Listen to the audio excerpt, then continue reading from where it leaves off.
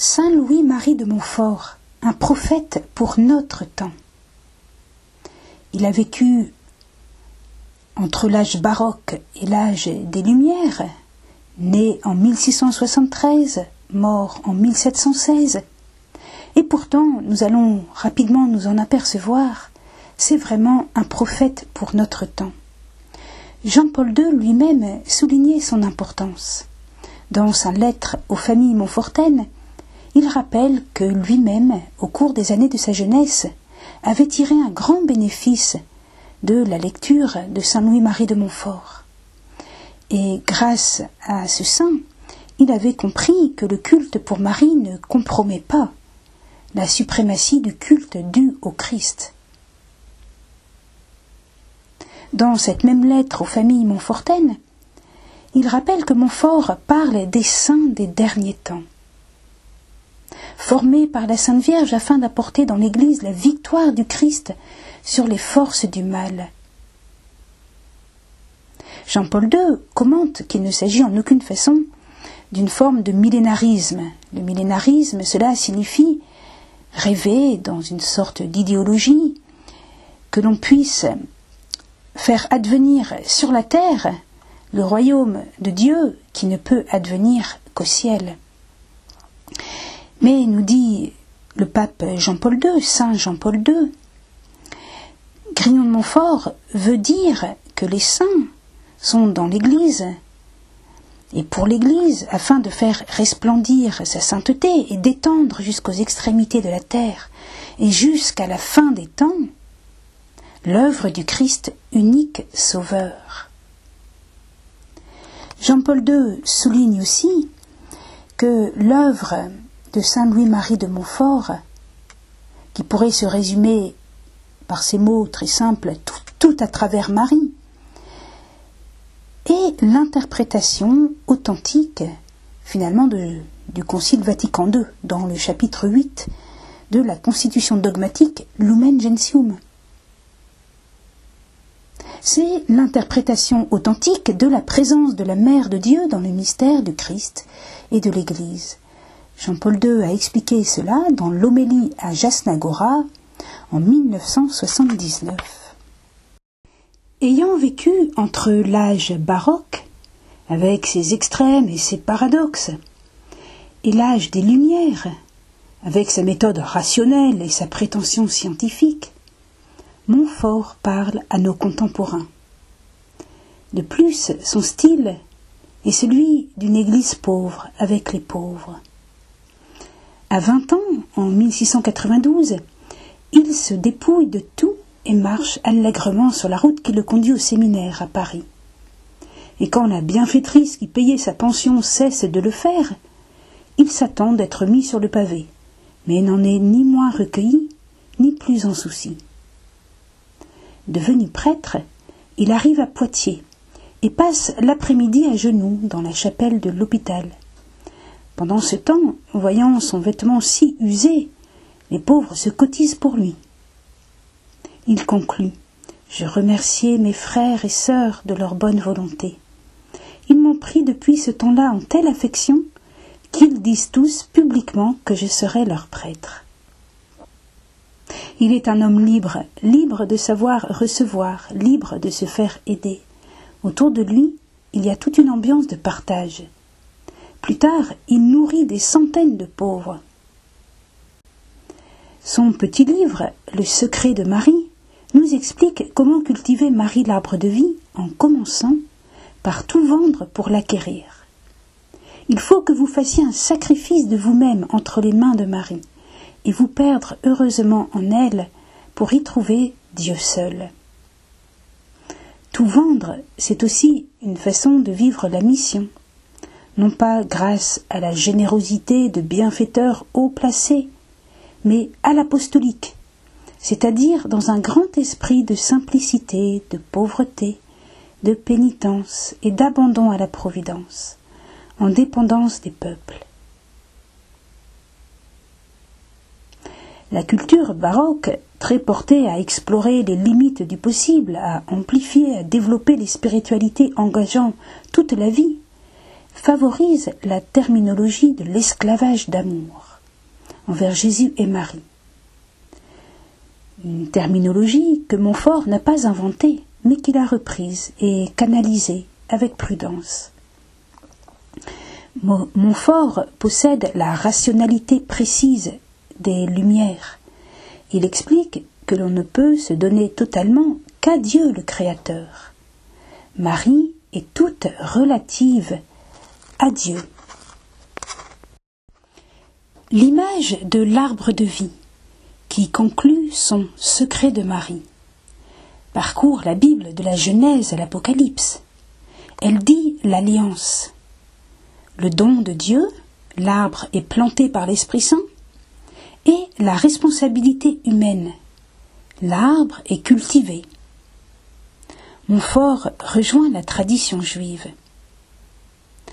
Dans la Genèse, l'arbre de vie reflète la toute première histoire d'alliance, le don de la Torah, les premiers commandements rejetant l'attitude magique pour entrer dans la clarté d'une prière de confiance envers le Dieu vivant. Dans ses missions, Montfort invite à vivre un contrat d'alliance.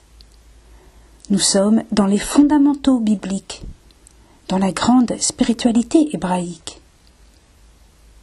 Dans l'amour de la sagesse éternelle, Montfort raconte toute l'histoire biblique comme une vaste lettre d'amour de Dieu à notre égard.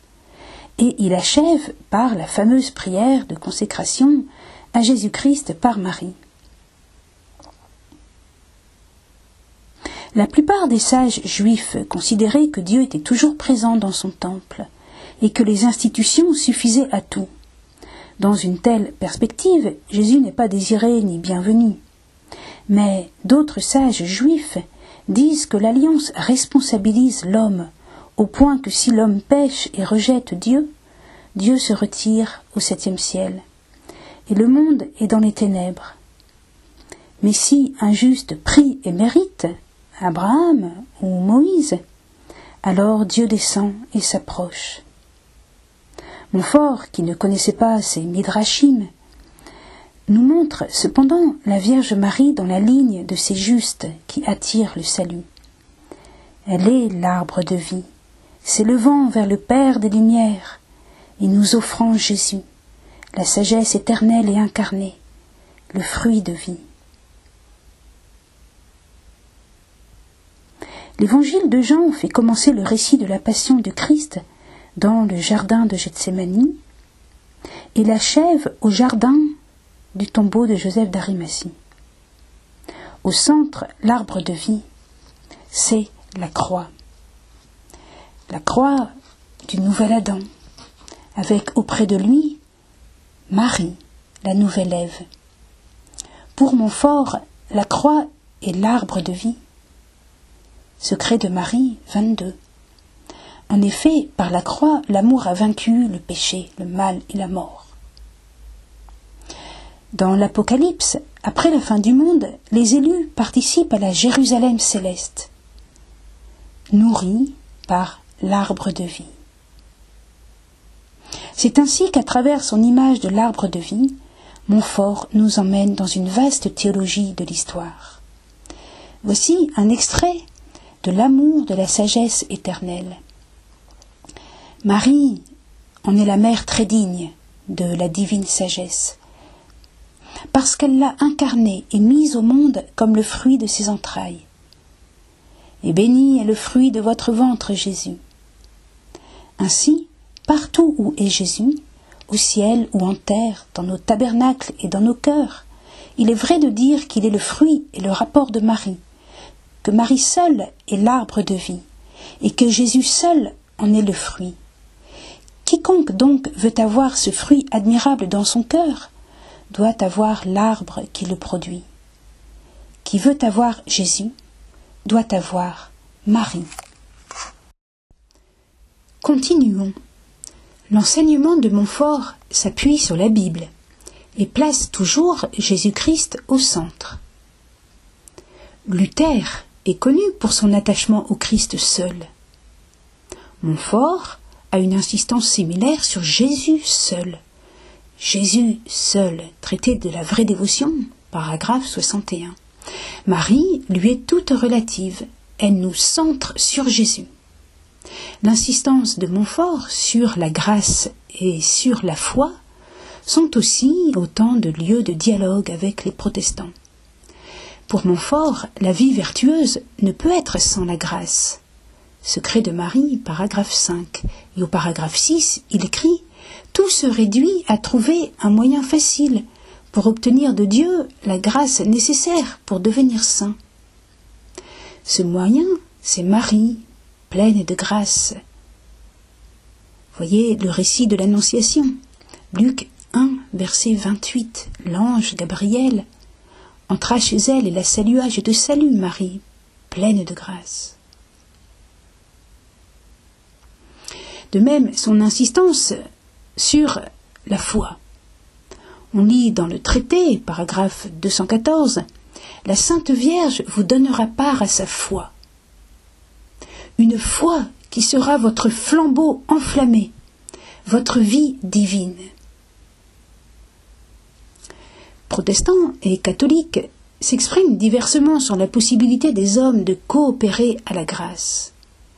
Le message de Luther, la foi seule, la grâce seule, l'écriture seule, est un message qui donne extrêmement peu de place à la coopération active de l'homme. À cause du péché, l'homme est considéré comme incapable d'un tel partenariat. Mais dès lors que Marie est immaculée, le raisonnement ne veut plus. Luther, dans son commentaire du Magnificat, encourage, quoique très timidement, à prier par et avec Marie. Il ajoute « Rien ne saurait plaire à Marie, comme d'aller ainsi par elle à Dieu. » L'invitation de Montfort à coopérer avec Dieu en agissant en toutes choses par Marie, immaculée, rejoint les remarques protestantes sur les difficultés et les exigences d'une éventuelle coopération humaine avec Dieu.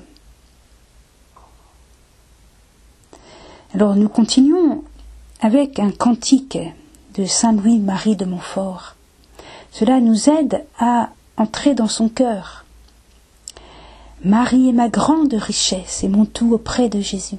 C'est mon honneur, c'est ma tendresse, c'est le secret de mes vertus. Elle est mon arche d'alliance où je trouve la sainteté. Elle est ma robe d'innocence dont je couvre ma pauvreté. Elle est mon divin oratoire où je trouve toujours Jésus. J'y prie avec beaucoup de gloire, je n'y crains jamais de refus. Notons l'enracinement hébraïque. Dans l'image de Marie, arche d'alliance, nous est offerte une correcte vision de la médiation de Marie. Non pas un obstacle à traverser et qui nous retarderait, mais le lieu excellent qui nous offre la présence divine. Missionnaire, Montfort sait d'expérience que la consécration à Jésus-Christ par Marie donne la grâce de la persévérance. Il a observé que quand la mission ne se terminait pas par une telle consécration, quand il revenait 3 ans plus tard, les fruits avaient disparu. Par exemple, les gens qui s'étaient réconciliés avaient recommencé à se séparer. Mais quand il terminait la mission par la consécration à Jésus-Christ par Marie, quand il revenait 3 ans plus tard, les fruits avaient beaucoup augmenté, ils s'étaient multipliés. Par exemple, il y avait des groupes de prière, il y avait des œuvres charitables. Marie enfante le Christ en nous, et nous enfante en tant que membres du Christ, membres de son corps mystique. La dévotion enseignée n'est rien d'autre qu'un renouvellement des vœux du baptême. Traité de la vraie dévotion, numéro 120. Elle consiste à faire toutes choses avec Marie, en Marie, par Marie, pour Marie. Avec Marie, parce qu'elle est le modèle des vertus. En Marie, c'est-à-dire se recueillir en Marie, le divin oratoire, la demeure de Dieu. Par Marie, de manière à ce que Marie purifie nos intentions et soit à la source de nos actes. Et pour Marie, ce qui revient certainement à agir pour Dieu. Montfort prend aussi l'image du moule. Souvenez-vous qu'on ne jette en moule que ce qui est fondu et liquide, c'est-à-dire qu'il faut détruire et fondre en vous le vieil Adam pour devenir le nouveau en Marie. Traité de la vraie dévotion, numéro 221. Fondre le vieil Adam et devenir le nouveau, c'est le baptême, dans la mort et la résurrection. Saint Paul aux Romains, chapitres 5 et 6. L'image de l'arbre de vie en nos cœurs, secret de Marie, paragraphes 67 à 78, signifie notre participation au mystère du Christ qui s'incarne en Marie. Mais il s'agit aussi d'un sacrifice, de la croix, de tout le mystère pascal. Jésus ne nous a pas donné sa mère à Bethléem, mais il l'a donnée solennellement à la croix, durant le mystère pascal. Jean, chapitre 19, versets 25 à 27. Et le disciple a pris Marie chez lui, et combien d'autres disciples l'ont fait aussi, jusqu'à aujourd'hui. Nous lisons dans le secret de Marie, paragraphe 66, « Je l'ai 1001 fois prise pour tout mon bien, avec Saint Jean l'évangéliste, au pied de la croix, et je me suis autant de fois donné à elle. Mais si je ne l'ai pas encore bien fait selon vos désirs, mon cher Jésus, je le fais maintenant, comme vous le voulez que je fasse. » Le baptême conduit à la communion eucharistique. Montfort conseille à l'âme fidèle. Si elle reçoit Jésus par la communion, elle le mettra en Marie pour s'y complaire. Secret de Marie, paragraphe 47. Et encore, il écrit dans une règle, « Tâchez de communier toujours par la Sainte Vierge, renonçant à vos propres dispositions et vous revêtant de celles de la Sainte Vierge, quoique inconnues, et faisant encore reposer Jésus-Christ dans son sein virginal, en esprit et en vérité. » La communion par Marie, qui implique le sacrifice de soi à Marie, apparaît alors comme une manière particulière de vivre le saint sacrifice, une manière à la fois plus radicale et plus douce. Le sacrifice y prend sa valeur et son sens. C'est moins une destruction, mais une Pâque. Un passage vers les dispositions de Marie et par Marie à la vie d'union à Dieu. On lit encore dans le traité de la vraie dévotion, « Si Marie, qui est l'arbre de vie, est bien cultivée en votre âme par la fidélité aux pratiques de cette dévotion, elle portera son fruit en son temps. Et ce fruit n'est autre que Jésus-Christ. » Montfort est aussi visionnaire. Il annonce le rôle de Marie dans la conversion et l'unité de tous les hommes. Marie est la cité sainte, autrement dit Jérusalem. J'ouvre une parenthèse, si Jésus est le nouveau temple, on comprend que sa mère soit la nouvelle Jérusalem, lieu de l'unité. Saint Augustin avait écrit, de la cité, un psaume dit « Sion, ma mère, dira l'homme, et l'homme est né en elle. » Et le Très-Haut lui a donné de solides fondations. Psaume 86. Le Très-Haut, nous dit saint Augustin, est certainement Dieu, le Christ Dieu, avant qu'en cette cité ne devienne homme en Marie. Il lui donna lui-même de solides fondations dans les patriarches et les prophètes. Saint Augustin, La Cité de Dieu, livre 17. Montfort reprend cette tradition dans la perspective de la fin des temps. L'image évoque alors la conversion et le rassemblement des hommes, attirés par la justice de Marie. Je lis le traité au paragraphe 48.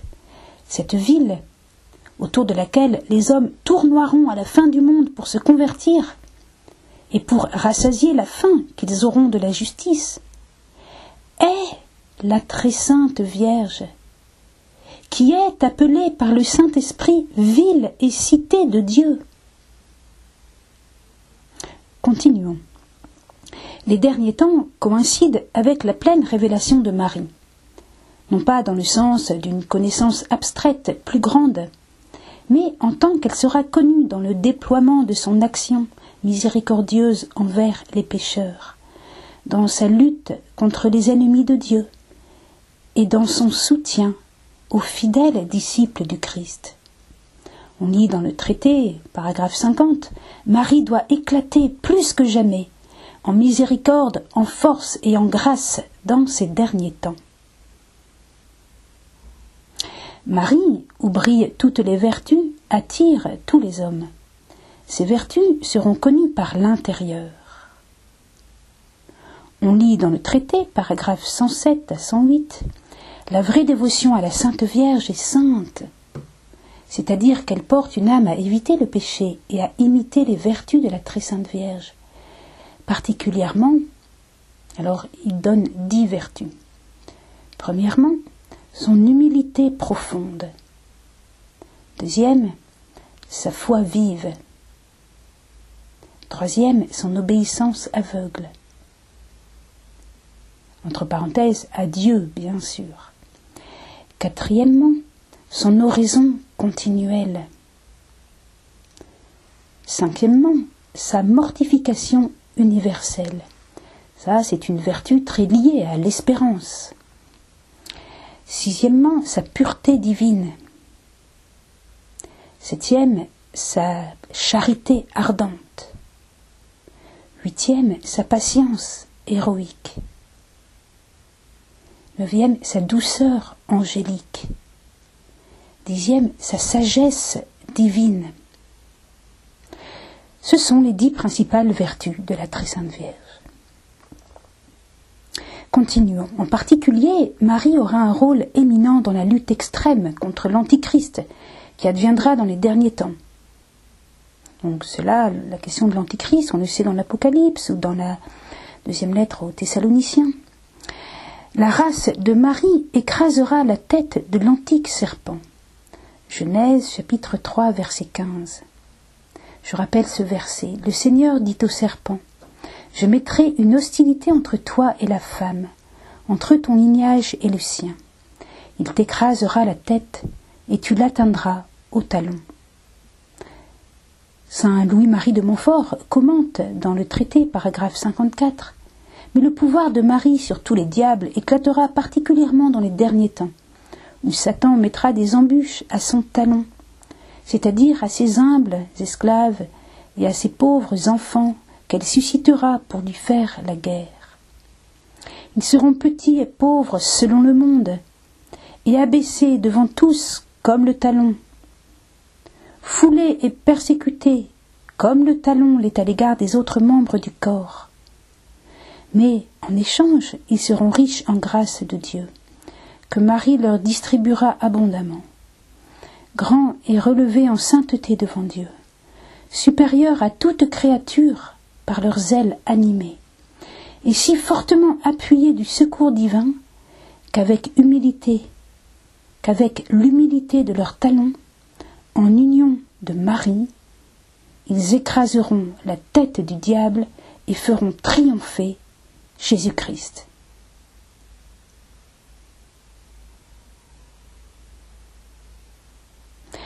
La Vierge a épousé plus intensément que personne l'infini désir qu'avait son Fils de sauver par la croix le monde entier.